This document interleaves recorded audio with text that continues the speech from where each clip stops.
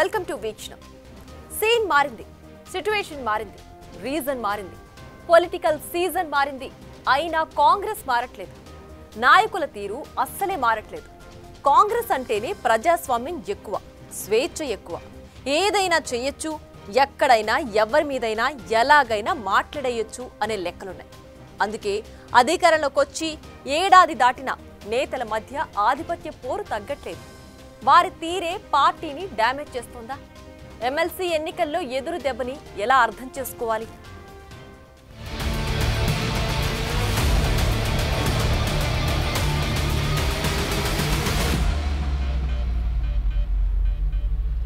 అంత ఈజీగా అర్థమైతే అది కాంగ్రెస్ ఎందుకవుతుంది?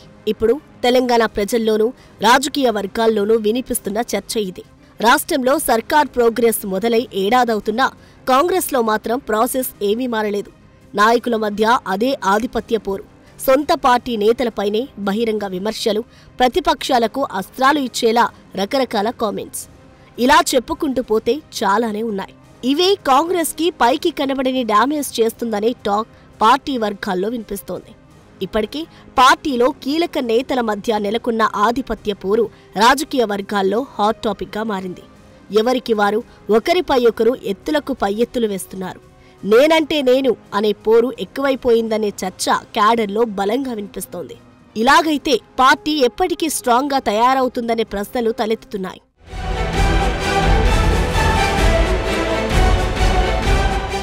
కాంగ్రెస్ అంటే నిన్న మొన్న పుట్టుకొచ్చిన పార్టీ ఏమీ కాదు. ఈ దేశంలోనే గ్రాండ్ ఓల్డ్ పార్టీ. ఈ దేశ రాజకీయాల్లో ఎవ్వరూ పెకిలించలేనంతగా వెల్లూనుకిపోయిన పార్టీ. అటు జనంలోనూ రాజకీయ క్షేత్రంలోనూ గ్రౌండ్ లెవెల్లో బలంగా ఉంది హస్తం పార్టీ. మధ్య మధ్యలో ఎన్ని ఒడుదుడుకులొచ్చినా, పొలిటికల్గా ఎన్ని కుదుపులొచ్చినా తట్టుకొని నిలబడింది. ఈ దేశాన్ని దశాబ్దాల పాటు పాలించి అభివృద్ధి పదంలో నడిపించింది. ఈ క్రమంలో నాయకుల మధ్య ఎన్ని వివాదాలొచ్చినా, ఎన్ని విభేదాలు తలెత్తినా ఈ దేశ రాజకీయ ముఖచిత్రంలో కాంగ్రెస్ గట్టిగా నిలబడిందనేది ఎవరూ కాదనలేని వాస్తవం.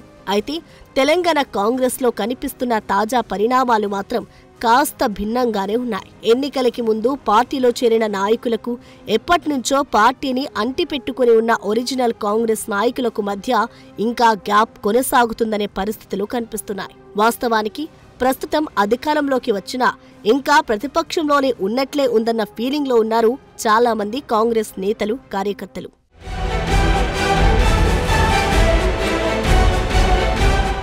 మరోవైపు ప్రతిపక్ష పార్టీలు అటాక్ చేస్తున్నా కాంగ్రెస్ నుంచి రివర్స్ అటాక్ ఆ స్థాయిలో లేదనే చర్చ కూడా విస్తృతంగా సాగుతోంది. బీఆర్ఎస్, బీజేపీ లాంటి పార్టీలు ఎంత దూకుడుగా కాంగ్రెస్ పై విరుచుకుపడుతున్నా సైలెంట్గా ఉంటున్నారనే టాక్ వినిపిస్తోంది. అంతేకాదు, కాంగ్రెస్లో కీలక స్థానాల్లో నాయకులే రకరకాల కామెంట్స్ చేసి ప్రత్యర్థులకు అస్త్రాలిస్తున్నారనే వాదనలు వినిపిస్తున్నాయి. కాంగ్రెస్ ని విమర్శించేందుకు ప్రతిపక్షాలకు అవసరమైన మెటీరియల్ అంతా వీళ్లే ఇస్తున్నారన్న చర్చ కూడా ఉంది. అంతా బాగానే ఉంది, సాఫీగానే సాగుతుంది. అనుకున్న టైంలో ప్రతిసారి ఎవరో ఒకరు ఏదో ఒక కామెంట్ చేసి ప్రత్యర్థి పార్టీలకు టార్గెట్ అవుతున్నారు. అది వాళ్లతో పాటు పార్టీకి కూడా నష్టం చేస్తోంది. ప్రతిపక్ష పార్టీల విమర్శలను ధీటుగా తిప్పికొట్టకపోవడంతో పాటు ఇలా కాంగ్రెస్ నేతలే వాళ్లకు అస్త్రాలుగా మారడంపై కింది స్థాయి క్యాడర్లో రకరకాల చర్చ నడుస్తోంది. ఇక ఇటీవలే జరిగిన ఎమ్మెల్సీ ఎన్నికల్లోనూ కాంగ్రెస్కు ఎదురు దెబ్బ తగిలింది. టీచర్స్ ఎమ్మెల్సీ స్థానంలో కాంగ్రెస్ మద్దతిచ్చిన అభ్యర్థి గెలవలేదు. అదేవిధంగా గ్రాడ్యుయేట్ ఎమ్మెల్సీ స్థానంలోనూ ఇదే పరాభవం ఎదురైంది. అసలు నిరుద్యోగులు ఎందుకోసం అధికార పార్టీ వైపు మొగ్గు చూపలేదు? వేలాది ఉద్యోగాలు భర్తీ చేసినా ఓట్లు ఎందుకు పడలేదు? వరుస నోటిఫికేషన్లు ఇస్తున్నా హస్తాన్ని ఎందుకు పట్టించుకోలేదు? ఆయా జిల్లాల ఇన్ఛార్జీలుగా ఉన్న మంత్రులెవరు? వారు ఆ నియోజకవర్గాలు, జిల్లాల్లో ఎలా ప్రచారం చేశారనేది కూడా ఇప్పుడు హాట్ డిబేట్గా మారింది. అభ్యర్థుల ఎంపికలోనూ పొరపాట్లు జరిగాయంటున్నారు. హరికృష్ణని కాదని నరేందర్ రెడ్డిని ఎంపిక చేయడమే కొంప ముంచిందనే వాదనలు బలంగా వినిపిస్తున్నాయి. ఎమ్మెల్సీ ఎన్నికల ఫలితాలు చూశాక చాలా మందిలో తలెత్తిన అనుమానం ఒకటే: ప్రచారంలో కాంగ్రెస్ నేతలకు చిత్తశుద్ధి లేదా? అధికారంలో ఉండి కూడా గ్రాడ్యుయేట్స్ ఎమ్మెల్సీ స్థానం ఎందుకు కోల్పోవాల్సి వచ్చింది? అధికారిక కార్యక్రమాల పేరుతో ఎలక్షనీరింగ్ ని మంత్రులు ఎమ్మెల్యేలు పట్టించుకోలేదా అనే అనుమానాలు కూడా తలెత్తుతున్నాయి. అధికార పార్టీ పట్టభద్రుల ఎమ్మెల్సీ ఎన్నికల్లో ఓటమి పాలైందంటే యువత నిరుద్యోగుల్లో వ్యతిరేకత ఉందనే సంకేతం ప్రజల్లోకి వెళ్తుంది. ఇది పార్టీకి ఎంతో కొంత నష్టం చేస్తుందనే అభిప్రాయాలు వినిపిస్తున్నాయి. దీనికి పార్టీ నేతల మధ్య సమన్వయం లేకపోవడం, పార్టీ లైన్ ని దాటి మాట్లాడడం, పార్టీ ఏమైపోతే మాకేమిటి అనే ధోరణే కారణమనే చర్చ జోరుగా సాగుతోంది.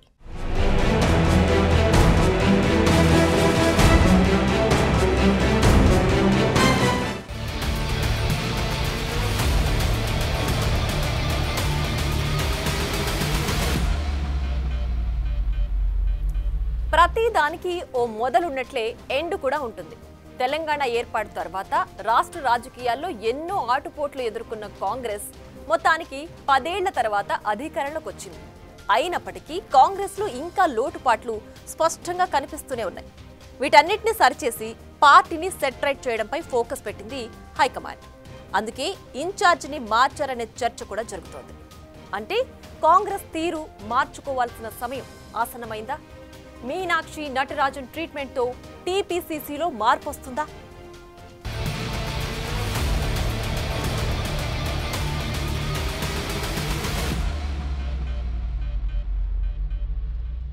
ఎప్పుడైతే కాంగ్రెస్ కొత్త ఇన్ఛార్జిగా మీనాక్షి నటరాజన్ ఢిల్లీ నుంచి దిగారో అప్పటినుంచి పార్టీలో పరిణామాలు వేగంగా మారుతూ వస్తున్నాయి. దాంతో కాంగ్రెస్ నేతల తీరు మార్చుకోవాల్సిన టైం వచ్చిందని చర్చ కూడా మొదలైంది. గ్లామరస్ రాజకీయాలు పనికిరావని, పైరవీలు తన దగ్గర అసలే నడవవని మీనాక్షి క్లియర్ కట్ గా చెప్పేశారు. అంతేకాదు పార్టీ లైన్ దాటితే వేటు తప్పదని కూడా స్పష్టం చేశారు.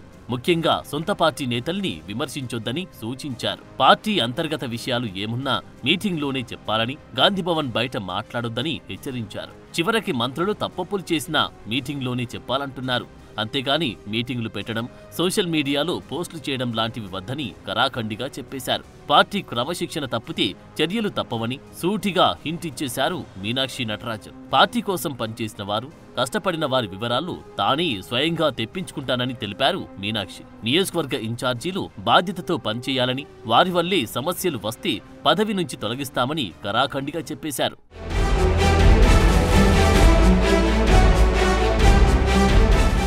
అయితే పార్టీని, నాయకులని సెట్రైట్ చేసే విషయంలో మీనాక్షి క్లియర్గానే ఉన్నారు. ఎలాంటి విషయమైనా తనతో చెప్పాలంటున్నారు. ఏమున్నా మీటింగ్లోనే చెప్పమంటున్నారు. కానీ కాంగ్రెస్లో ఇది సాధ్యమవుతుందా అనేది బిగ్ క్వశ్చన్. పైగా 10 ఏళ్లు పార్టీలో ఉన్నోళ్ళకి నామినేటెడ్ పోస్టులు అంటున్నారు. కార్పొరేషన్ చైర్మన్ లాంటి పదవులు కావాలంటే పార్టీలు 10 ఏళ్లు పనిచేసి ఉండాలని తేల్చేశారు. దీనిని గనుక ఇంప్లిమెంట్ చేస్తే నిజంగా అది గొప్ప విషయమే. నిజమైన కాంగ్రెస్ కార్యకర్తలకు, నికార్సైన కాంగ్రెస్ నాయకులకు న్యాయం జరుగుతుంది. కానీ ఇంప్లిమెంట్ చేయడం సాధ్యమవుతుందా లేదా అనేది అసలు పాయింట్. కొత్తగా బయట నుంచి పార్టీలోకి వచ్చిన వారికి పార్టీ పదవులు ఉండవని, సీనియర్లకు మాత్రమే ఉంటాయని స్పష్టం చేసేశారు. అంతేకాదు 4 ఏళ్ల తర్వాత వచ్చే ఎన్నికలకు ఇప్పటినుంచే కార్యాచరణ సిద్ధం చేసుకుని ముందుకు వెళ్లాల్సి ఉంటుందన్నారు. ఇదంతా వినడానికి బాగానే ఉన్నా కాంగ్రెస్ లాంటి పార్టీలో ఆచరణలో సాధ్యమవుతుందా అనేది అసలు ప్రశ్న. ఎందుకంటే మిగతా పార్టీలతో పోలిస్తే అస్తం పార్టీలో నాయకులకు స్వేచ్ఛ, స్వాతంత్ర్యం ఎక్కువ. ఎవరైనా మాట్లాడొచ్చు, ఎంతైనా మాట్లాడొచ్చు. మరి మీనాక్షి నటరాజన్ విధి విధానాల్ని ఎంతమంది పాటిస్తారు, ఎంతమంది వీటన్నిటిని ఒప్పుకుంటారు అనేది ఆసక్తి రేపుతోంది.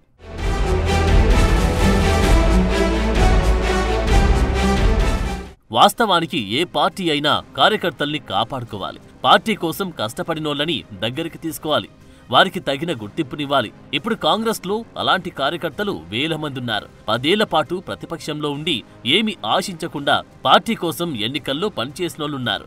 అలాంటోళ్ళందరికీ ఇప్పుడు న్యాయం చేయాలి. అధికారంలోకి వచ్చాం, ఇక మా పనైపోయిందనే ధోరణిలో నాయకులుండొద్దు. కార్యకర్తల్ని గాలికి వదిలేయకుండా, జెండాలు మోసేందుకే అన్నట్లుగా చూడకుండా, పూర్తిగా పక్కన పెట్టేయకుండా ఏదో రకంగా న్యాయం చేయాలి. ఎందుకంటే ఏళ్లుగా కాంగ్రెస్ ని నమ్ముకొని ఉండే నాయకులు, కార్యకర్తలు చాలా మంది ఉంటారు. ఈ పరిస్థితుల్లో కేవలం ఎన్నికల ముందు పార్టీలో చేరిన నాయకులకు, వారి అనుచరులకు పదవులిస్తే పార్టీలోని తీవ్ర వ్యతిరేకత వస్తుంది. ఒరిజినల్ కాంగ్రెస్ కార్యకర్తలుగా తీవ్రంగా నష్టపోయే ప్రమాదం ఉంది. ఫలితంగా అది పార్టీలో చీలికలు తెస్తుంది. దీర్ఘకాలంలో రాజకీయంగా నష్టం చేస్తుందనే వాదనలున్నాయి. ఇప్పుడు మీనాక్షి నటరాజన్ కూడా ఈ విషయంలో కాస్త సీరియస్ గానే ఉన్నారు. కార్యకర్తల్ని పార్టీ కోసం ఎలా వాడుకోవాలో తమకు తెలుసంటున్నారు.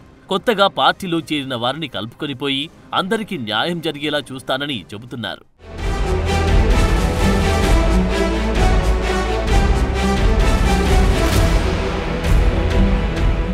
ఇది ఇలా ఉంటే చాలా చోట్ల కొందరు నాయకులు ఓ వర్గానికి, ఇంకొందరు నాయకులు మరో వర్గానికి కాపు కాస్తున్నారు. చాలా నియోజకవర్గాల్లో కాంగ్రెస్లోని కొత్త పాత నాయకులతో 2-3 వర్గాలున్నాయి. దాంతో స్వపక్షంలోని విపక్షంలా తయారయ్యాయి పరిస్థితులు. అయితే కాంగ్రెస్ నాయకులు అర్థం చేసుకోవాల్సిందేమిటంటే డీలిమిటేషన్ జరగబోతుంది. నియోజకవర్గాల పునర్విభజనతో అసెంబ్లీ స్థానాల సంఖ్య పెరుగుతుంది. అందువల్ల లీడర్లను సర్దుబాటు చేయడం కాంగ్రెస్ పార్టీకి పెద్ద విషయమేమీ కాదు. ఈలోపు వీళ్లంతా గొడవలు పడకుండా పార్టీ పరువు తీయకుండా ఉంటేనే వారి రాజకీయ భవిష్యత్ బాగుంటుందని చర్చ సాగుతోంది.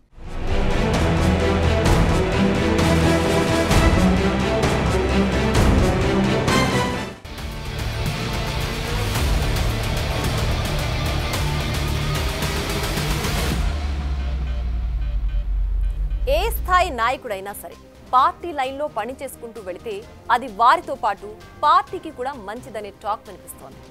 ఇప్పటికైనా కాంగ్రెస్ నాయకులు తమ తీరు మార్చుకుని సమన్వయంతో ముందుకు వెళితేనే పార్టీ మరింత బలోపేతం అవుతుందని చెబుతున్నారు. For more videos like this, subscribe Big TV channel.